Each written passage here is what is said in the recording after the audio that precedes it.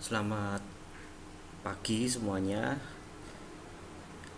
Hari ini saya akan jelaskan mengenai presentasi. Ini pernah saya bahas di kelas. Presentasi ini adalah contoh presentasi dari kakak tingkat yang dulu pernah mempresentasikannya di kelas. Perusahaan yang mereka presentasikan adalah perusahaan Tesla, perusahaan mobil listrik dari Amerika Serikat. Mereka memulai sesi presentasinya itu dari profil perusahaan. Jadi di sini teman-teman nanti bisa membahas profil perusahaan, mulai dari pendiri, historinya seperti apa, dan kemudian bagaimana profil perusahaan tersebut, seperti itu. Nah, di sini kita tahu pemimpin dari Tesla saat ini adalah Elon Musk dan dia menjabat sebagai CEO. Nah, seperti itu. Jadi kalian bisa mulai riset di internet mengenai profil perusahaan yang kalian dapatkan apa saja.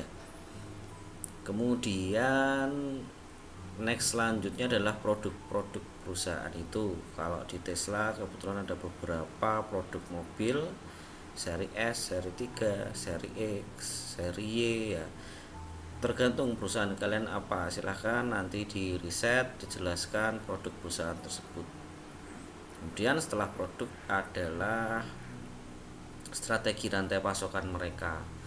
Misalnya kalau Tesla ini ditemukan oleh presenter ya, jadi dia meriset di internet, dia lebih condong ke vertical integration atau integrasi secara vertikal.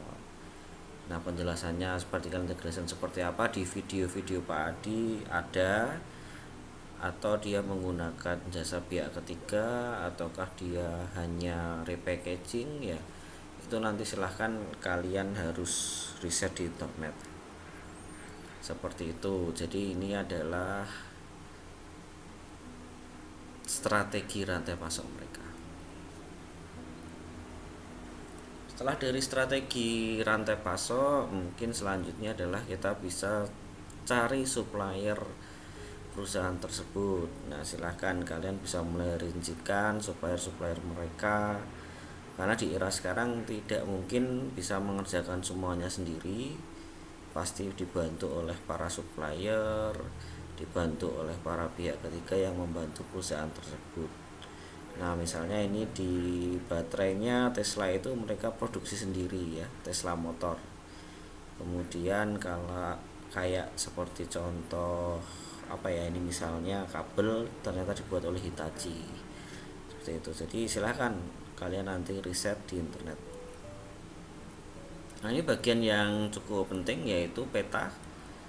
Silakan teman-teman mulai cari nanti gambar peta, kemudian kalian bikin rantai pasoknya seperti apa. Nah, bisa kalian garis-garis. Nah, ini perlu dijelaskan nanti alurnya ya di kelas. Dia ternyata ada Sumitomo di Jepang, ada hubungan dengan Tesla, kemudian dari Sumitomo dia bawa ke Tesla Gigafactory ya di Nevada ya di Amerika, seperti itu. Jadi silahkan kalian cari alurnya. Nikel ada dari Rusia juga, Indonesia, Filipina. Nah, hubungannya ini kalian harus petakan dan temukan, dan tidak akan bisa ketemu yang langsung jadi seperti ini. Kalian memang harus riset di internet, menyatukan kepingan pasal-pasal tersebut. Nah, makanya risetnya harus lama dan harus punya effort untuk meriset ini. Kemudian di sini juga dibahas mengenai misalnya pabriknya mereka melakukan apa ya, ada perakitan baterai di Gigafactory, mobilnya di Fremont, California, Nevada, California udah beda kota ya. Kemudian pengiriman ya ke customer, nanti kalian bisa jelaskan sampai ke end usernya. Tidak hanya mungkin dijual di toko, mungkin ada hubungan dengan hotel, ada hubungan dengan maskapai penerbangan ya, yang bekerja sama dengan produk tersebut. Kemudian mungkin dia punya saluran channel online juga. Nah, kalian harus cari tahu. Di sini dia menjelaskan proses pembuatan baterai. Nah, kalian bisa jelaskan salah satu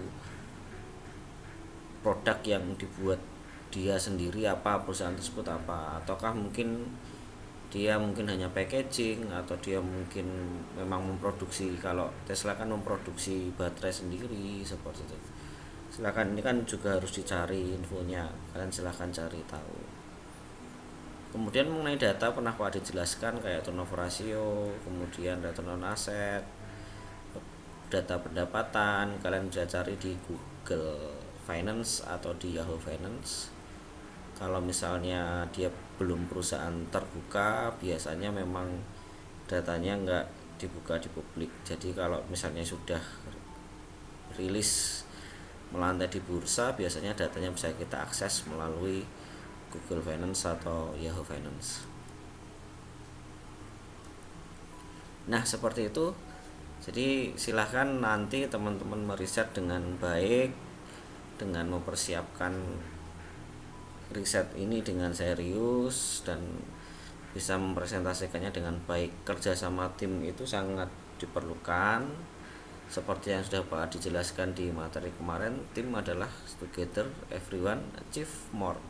Sehingga kalian kalau sendiri juga pasti kesulitan, makanya harus melakukan bareng-bareng bersama teman satu kelompok, berkolaborasi mengerjakan materi ini. Ini materi poinnya besar dan mungkin sebagai penentu juga lulus tidaknya kalian ya dari materi ini, makanya harus yang serius. Kalau nggak ikut presentasi atau nggak mengerjakan dengan maksimal, ya mungkin tidak akan mendapatkan hasil yang terbaik di mata kuliah ini. Baik, terima kasih, ketemu lagi di video selanjutnya. Nanti mungkin akan Pak Adi sharing konten-konten baru di video-video selanjutnya. Thank you.